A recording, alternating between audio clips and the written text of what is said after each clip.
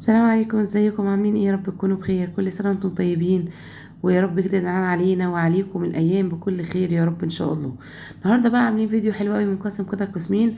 هنعمل فيه حاجه حلوه جدا، سريعه وسهله وبسيطه ومش مكلفه خالص. وهنعمل هي ايه بقى؟ الرز بلبن البيتي الخطير اللي احلى من بتاع المحلات، ولا يقارن باي حته بتعمل فيها رز بلبن من عمايل ايديكوا. كده حاجه ان شاء الله كده زي الفل من ايديكوا، وطعم وريحه وحلاوه كده مش قادره اقول لكم. حاجه كده جميله جدا وبسيطه وسهله، هنعملها مع بعض بالتفصيل، واقول لكم كده على كام تكايه في الرز بلبن. هيطلعوا معاكم حلو جدا، وهيطلعوا معاكم مظبوط، وهيطلع القوام مظبوط، والرز مستوي جدا، واللبن كده مش لازق في الحله ولا اي حاجه. هنعمله بطريقه بسيطه وسهله وحلوه، هتدينا احلى رز بلبن نرطب بيه كده على نفسنا في الحر اللي احنا فيه ده. ومش هيتكلف يعني تكلفة بسيطة جدا مقارنة بأي حاجة احنا عايزين نجيبها من بره. هنعمل حاجة حلوة أوي إن شاء الله بجد، يا رب تنال إعجابكم. وفي نفس الوقت القسم التاني من الفيديو حاطة كده شوية تذكرة كده بالحاجات اللي عملناها كده من زمان أوي في القناة. الفيديوهات وصور وحاجات كده، الوصفات حلويات وطبخات كده عملناها في القناة، إن شاء الله تعجبكم. بصوا بقى الرز بلبن قوامه عامل ازاي، حاجة كده تحفة. بصوا الجمال والحلاوة، بصوا التحفة، خطير يا جماعه. ده بعد ما اتجمد يعني بعد ما سقع كده في التلاجة وقعد له كام ساعه، حاجه كده لا نشف ولا تقل ولا اي حاجه من الحاجات دي. اول حاجه بعملها واهم حاجه واهم خطوه، ان انا مش هسوي الرز في اللبن. انا هجيب عندي على اللتر اللبن معلقتين اتنين مليانين كبار من الرز العادي، هغسله واحط عليهم كوبايتين ونص من الميه، واسيبهم لحد ما يستووا خالص ويتشربوا كل الميه. وفي نفس الوقت في حله تانية هحط اللبن بتاعي يغلي على النار لحد ما الرز بتاعي يستوي. الخطوه دي بتسهل عليا كتير جدا، ان انا افضل واقفه قدام الرز بلبن بتاعي، اقعد اقلب فيه لحد ما الرز يستوي جوه اللبن، علشان ما يلزقش، عشان ما يشدش في الحله. لا، الخطوه دي سهله ومنجزه جدا، وبتخليكي تعملي رز بلبن في اقل من ربع ساعه بتكوني مخلصاه. بصوا بقى، هسيبه كده اديله كل شويه كده تقليبه بسيطه خالص لحد ما يتشرب كل السائل بتاعه ويكون نفش كده، والمعلقتين الرز هيزيدوا وهيدوني كميه حلوه جدا هتكفي لي اللتر من اللبن. واهم حاجه برضو في الرز بلبن ان انا ما ازودش الرز زياده عن اللزوم، عشان ما احسش ان انا باكل رز يعني. لازم يكون كده الرز متناسق مع اللبن ويكون قوامه حلو. بصوا بقى، انا مش هشيل وش اللبن ولا اي حاجه، انا هسيبه كده بخيره زي ما هو. وهنزل بقى عليه كده بعد ما اتغلى كويس جدا، ودي اهم حاجه برضو في رز اللبن. واي لبن عموما لازم نغليه كويس جدا ويكون مصدر موثوق منه، عشان يطلع لنا اللبن ريحته حلوه وما فيهوش اي حاجه تضايقنا. هحلي بقى اللبن بتاعي بالسكر على حسب التحليه اللي انتوا عايزينها. عايزين سكر زياده، عايزين سكر مظبوط، براحتكم. انا حاطه على لتر اللبن حاطه كوبايه من السكر. بصوا بقى، بعد ما اللبن بتاعي غلي كده والسكر، هنزل عليه بالرز وهقلبه كده مع بعض شويه واسيبهم يغلي، علشان الرز بتاعي يتشرب السكر، ويبقى الرز بتاعي برده كده متحلي وطعمه حلو، ما يبقاش الرز دلع واللبن بس هو اللي مسكر. هسيبهم بقى يغلوا مع بعض كده 5 دقايق، على ما انا اجهز الخطوه اللي بعد كده اللي هظبط بيها القوام. وفي نفس الوقت برضو هحط كده معلقه من القشطه لو متوفره، القشطه اللي هي وش اللبن اللي احنا بنشيله، او القشطه الجاهزه، اي حاجه ايه المتوفر. مش هنوقف نفسنا على حاجه معينه، احط معلقه قشطه كده بتديله دسامه كده وطعم حلو قوي. هنسيبهم بقى يغلوا مع بعض كده واحنا مهديين عليهم النار طبعا، اهم حاجه. هجيب كده 3 معالق كبار من النشا العاديه خالص، 3 معالق كبار من النشا، وهقلب عليهم كده ربع كوبايه من الميه الساقعه او اللبن الساقع. اهم حاجه يكون السائل بتاعي يكون ساقع، ما يكونش سخن، لان لو سخن خلاص النشا بتاعتي هتفقد ال الطريقه بتاعتها يعني في مسكه اللبن. هقلبهم كده مع بعض بميه ساقعه او لبن ساقع، وعشان ما تكتلش معايا. بصوا بقى، هنزل عليها على طول كده وهديله بقى كده تقلبتين، وهسيبه يغلي لمدة مثلا 3 دقايق ماكسيمم يعني، 4 5 دقايق مش اكتر من كده، علشان قوامه كده يبقى حلو.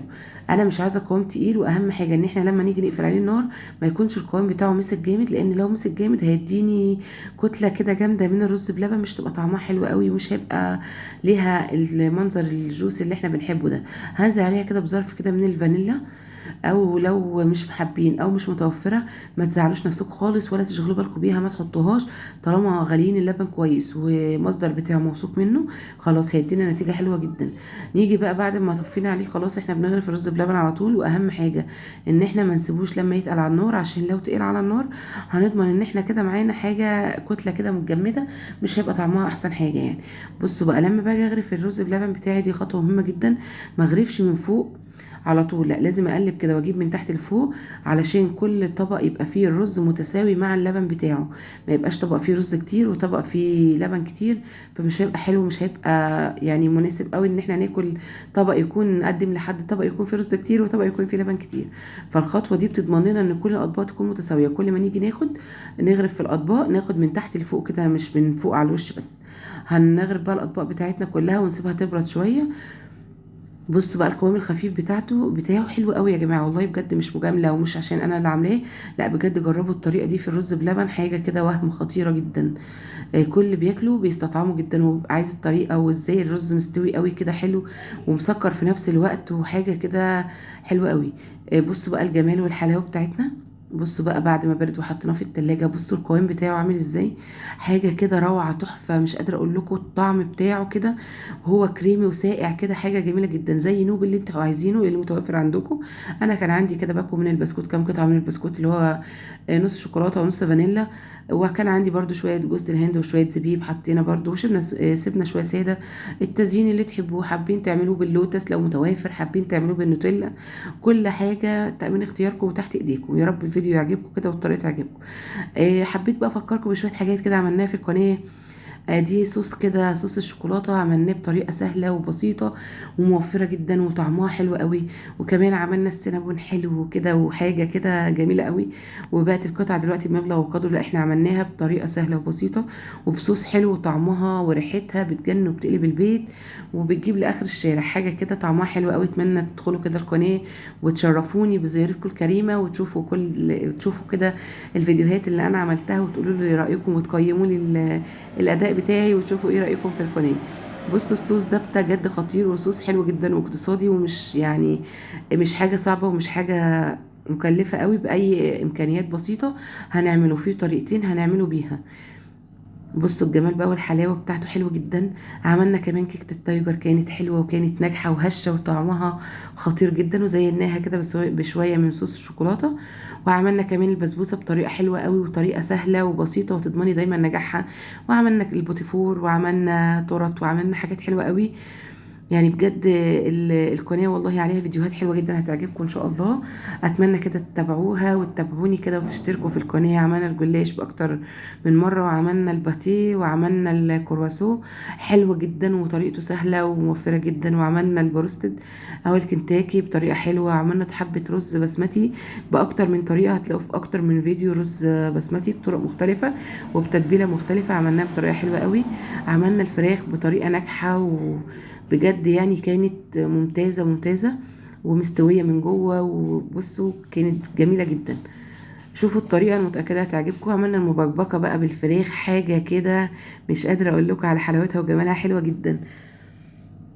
ان شاء الله تجربوا الوصفات وتعجبكم. بصوا الجمال بتاع المبكبكة حلوة قوي يا جماعة، والله بجد جربوا الحاجات دي هتعجبكم جدا، نستفيد من بعض. واللي عنده اي تعليق على اي حاجة في طريقتي يكتبها لي في التعليقات وانا هاخد بيها. وعملنا كمان تشيكن وينجز حلو جدا بأجنحة الفراخ، كانت وجبة حلوة وبتتباع في المحلات غالية جدا، احنا عملناها بطريقة سهلة وبسيطة وكانت حلوة جدا برضو في البيت، ما اشتريناش حاجة من بره. والصوص بتاعها سهل جدا، ما فيهوش اي حاجه مكلفه، ما حطيناش الحاجات المكلفه بزياده. وعملنا كنتاكي بقى، عملنا ناجتس بقى، مش قادره اقول لكم موفر واقتصادي قد ايه ناجتس الفراخ، موفر واقتصادي، ومن صدر فرخه هتعملي كميه تكفي الولاد كام يوم وتخزني في الفريزر منها كمان. حاجه حلوه. وبصوا بقى مش قادره اقول لكم قد ايه جمالها في سندوتش كده مع شويه كاتشب وشويه خس كده ومايونيز، حاجه كده خطيره، الولاد بتجننوا عليها من حلاوتها، يعني حاجة حلوة قوي. شوفوا بقى طريقتي في الجلاش باللحمه المفرومه هيعجبكم قوي. وعملنا برضو منه طريقه تانية بحشو البيتزا، حاجه كده تحفه. الفراخ بالخضار، الفراخ المسلوقه ومتحمره بطريقه خطيره، عملناها كتير جدا. وشويه المحشي بقى الحلوين دول، محشي الكرنب عملناهم حلو قوي. وكمان برضو عملنا طريقه تانية للفراخ بحشو بتغليفه تانية مختلفه. برجر كمان. وصينيه المكرونه بالبشاميل بطريقه تحفه. والبيتزا عملنا بيتزات برضو، وعملنا حاجات حلوة جدا. دي كفتة، دي بانيه، ودي كفتة عادية بتتعمل بطريقة حلوة وبسيطة. المكرونة بالبشاميل اللي بقى مش قادرة اقولكم على جمالها. يا رب الفيديو يعجبكم، ما تنسوش الاشتراك في القناة وتفعيل زر الجرس. كل سنة وانتم طيبين، باي باي.